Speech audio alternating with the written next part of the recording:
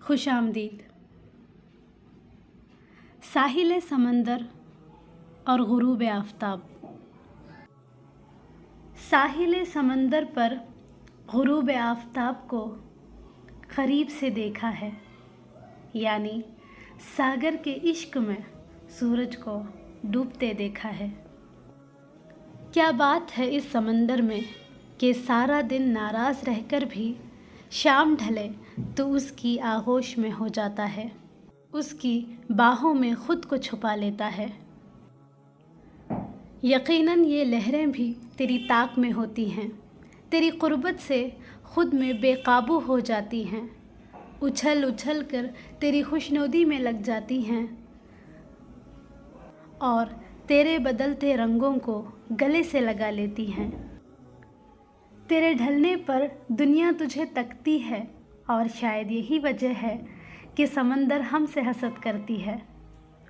ये समंदर की लहरें क्या जाने, ये समंदर की लहरें क्या जाने कि तुझे देख कितनी यादें जीते हैं हम, कितने वादे करते हैं हम। तुझे देख कितने ख्वाब बुनते हैं हम कि तेरे साथ कितने गम में डूबते हैं हम। ये समंदर की लहरें क्या जाने। हमारा तुझे देखना, हमारा तुझे तकना इस समंदर को हमसे बगावत पर आमादा करता है कि बिना जाने अपनी लहरों को हथियार बनाकर हम पे वार किया जाता है। वो हमसे जंग करती है और तुझे पा लेती है।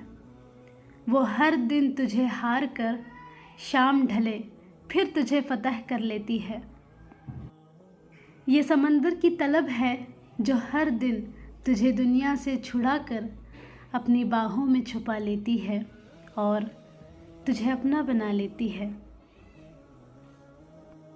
तुझे अपना बना लेती है। साहिल समंदर पर गुरूब आफ़ताब को करीब से देखा है, यानी सागर के इश्क में सूरज को डूबते देखा है।